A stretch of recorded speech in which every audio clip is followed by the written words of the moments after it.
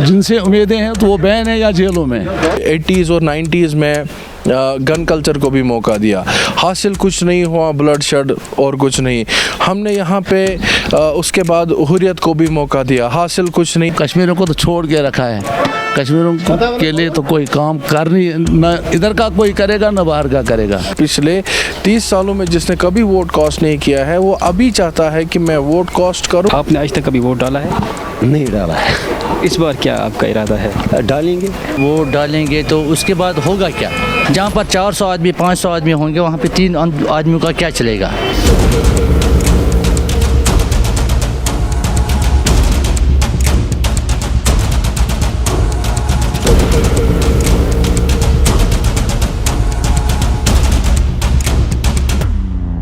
मुल्क भर के साथ साथ जम्मू कश्मीर में भी इलेक्शन की सरगर्मियां अरूज पर हैं।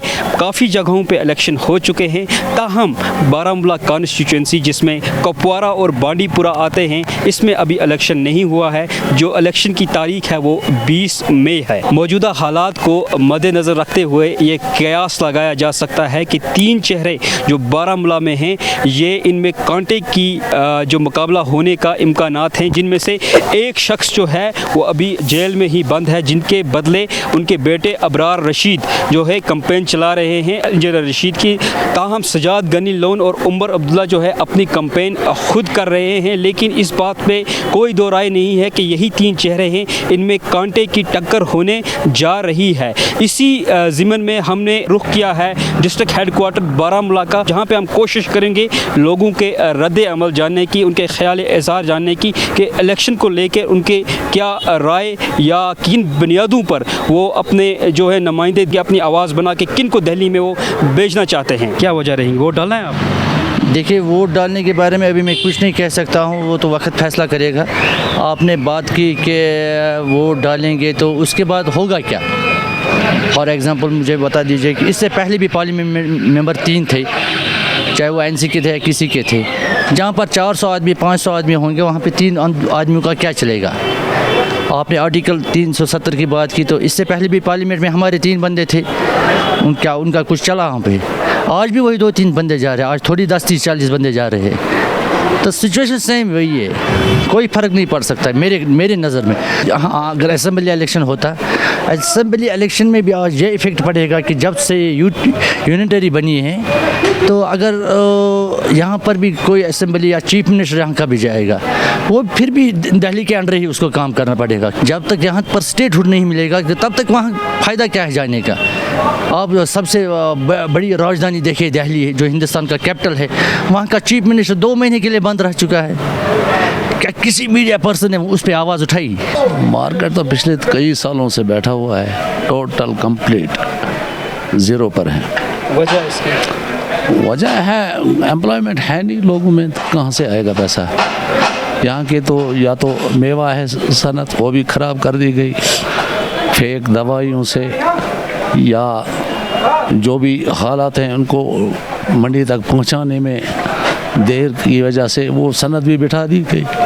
नौकरियां भी नहीं मिल रही हैं बच्चों को, दरफदर लोग हैं। हमारे तो इस बारामूला में कोई आया ही नहीं, कोई स्पीच सुनी नहीं, कोई रैली हुई ही नहीं, कोई जलसा हुआ ही नहीं, तो क्या बोलेंगे हम?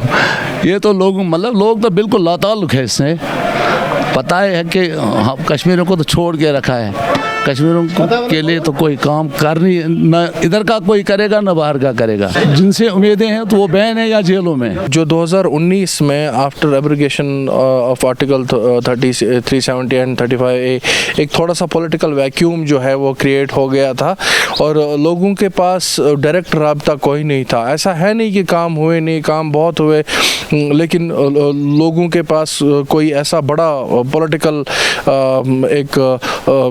पॉलिटिकल हम कहते हैं कि हाउस नहीं था, जैसे असेंबली यहाँ पे हुआ करती थी, वो है नहीं यहाँ पे, जिसकी वजह से लोगों को कहीं ना कहीं पे लगा है कि हमारे जो बुनियादी मसाइल है वो रिड्रेस नहीं हो रहे अच्छे से, या बड़े बड़े बाकी मसाइल हैं वो रिड्रेस नहीं हो रहे अच्छे से। तो मुझे लगता है कि यही एक वजह है कि इस बार लोगों ने बढ़ चढ़ कर इस चुनाव में हिस्सा लेने की ठान ली है। दूसरा ये इशू भी हुआ कि कश्मीरियों ने आज तक, me being as a Kashmiri में बताऊँगा कि हमने यहाँ पे 80s और 90s में गन कल्चर को भी मौका दिया, हासिल कुछ नहीं हुआ, ब्लड शेड और कुछ नहीं। हमने यहाँ पे उसके बाद हुर्रियत को भी मौका दिया, हासिल कुछ नहीं। हमने उसके बाद यहाँ पे अपना जो मैंडेट है, जो मौका है, वो नेशनल कॉन्फ्रेंस को दिया, हासिल कुछ नहीं।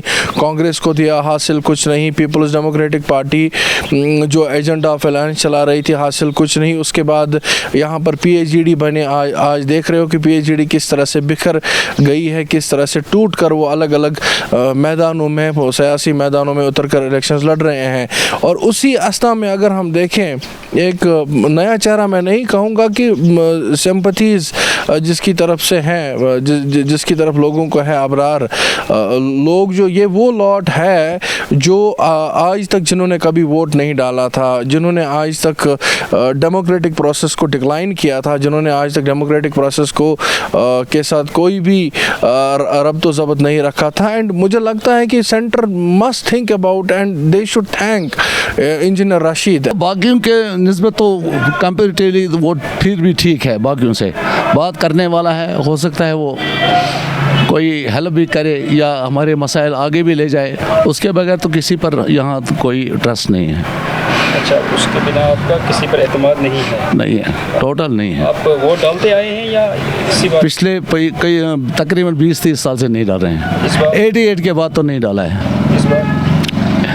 इस बार भी मूड नहीं है, मूड तो है नहीं किसी को डालने का। वहाँ से तो आप तारीफ कर रहे हैं। नहीं, तारीफ तो इसलिए कर रहे हैं कि वही वो एक था जो कश्मीरियों की बात करता था, उसके बगैर तो कोई कश्मीरियों की बात करता ही नहीं। यहाँ पे खाली इंजीनियर राशिद ही बंद नहीं है, यहाँ पे हज़ारों लोग जो है जेलों में बंद हैं, हज़ारों की तादाद में लोग जो है कब्रिस्तानों में दफन हो गए हैं इस कॉन्फ्लिक्ट की वजह से। रीज़न यहाँ का पॉलिटिकल सेटअप था, चाहे उसमें हुर्रियत हो, चाहे उसमें यहाँ की मेन स्ट्रीम पॉलिटिकल पार्टीज़ हो, या चाहे यहाँ पे उस टाइम की मरकज़ी सरकार हो। लीडरशिप तो बंद है, तो हम क्या करें? जब लीडरशिप ही बंद है, जेलों में है, तो हम किसको वोट दें? हमको तो पता है बाकी जो भी हैं वो सब बिकाव हैं, जो बिकाव नहीं थे वो बंद हैं। इंजीनियर रशीद साहब बन के आ जाते हैं, आपकी आवाज़ बन के दिल्ली चले जाते हैं पार्लियामेंट में, तो क्या चाहते हैं आप इंजीनियर रशीद से कि क्या मुद्दे वो उठाए वहाँ पर जाते हैं? मसले कश्मीर और क्या है? मसले कश्मीर तो हल होना चाहिए, बातचीत से हल होना चाहिए। हमारा मुद्दा तो सबसे पहले यही है, इसी से तो सब चीज़ ट्रैक पर आ सकते हैं। जब ये मुद्दा है ही नहीं कहीं, तो हम तो फिर ट्रैक से बाहर हैं सभी, हर मसला भी हमारा ट्रैक से बाहर ही है। नॉर्मल सी तो चलो ठीक, ये एक साइड से तो है नॉर्मल सी कि पथरा वथरा तो नहीं हो रहा है, मगर बाकी तो आपको पता ही है, लोग बददिल हो गए हैं, टोटल बददिल हैं लोग।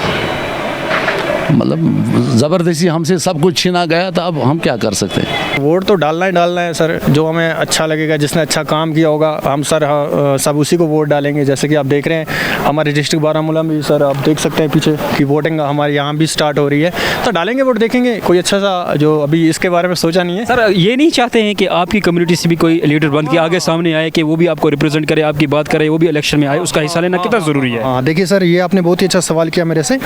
सर ये सबसे बड़ा सवाल है कि हमारे जो हमारी कम्युनिटी से क्यों नहीं आ रहे कोई सामने। सर ये भी सबसे बड़ा दुख है, क्यों नहीं आ रहे। आना चाहिए सर, सरदारों को भी आना चाहिए, क्योंकि सर आप देख सकते हैं हमारे डिस्ट्रिक्ट बारामूला में भी काफ़ी मतलब हाई पोस्ट के सरदार हैं, काफ़ी अच्छे सरदार हैं, काफ़ी वेल एजुकेटेड लोग हैं यहाँ पर भी। सर पता नहीं क्यों नहीं आते, मुझे नहीं पता। कुछ सरकारें हैं जिनके साथ हैं, जैसे BJP होगी, कांग्रेस, इनके साथ कुछ मैंने 1-2 सरदार देखे हैं, मगर वो सिर्फ इनके पीछे ही होते हैं सर, सामने कोई नहीं आता। जो हम भी चाहते हैं कि हमारा भी कोई अपना हो सर, जिससे हम अपनी बात रख सकें, क्योंकि अगर हम जब भी हमें कोई इशू होता है, कोई प्रॉब्लम होता है, हम सर अगर हमें कहीं किसी दफ्तर में भी जाना होता है तो सर हमें 3 घंटे 4 घंटे पहले बाहर ही बिठा देते हैं सर, ये भी बहुत बड़ी बात है। सर अच्छा, एक यूथ लीडर है जो आपकी कम्युनिटी का सरदार है, उसने रिसेंटली इंजीनियर रशीद को जो अपनी सपोर्ट दी है, उसके बारे में क्या कहना चाहेंगे आप? जी मैंने अभी सर सुना नहीं है, बट सर आपके ही मुँह से सुना मैंने सर। अच्छी बात है सर, होना चाहिए, क्यों नहीं। जैसे कि अभी हम मेरे साथ लड़के भी थे, हॉकी खेल रहे थे, उनको मैं बता रहा हूँ सर, ये भी सब लड़के कह रहे हैं कि हमारा जो वोट है रशीद साहब को भी होगा। बहुत बहुत शुक्रिया भाई आपसे बात करके। Thank you so much sir, thank you so much आपका आने का।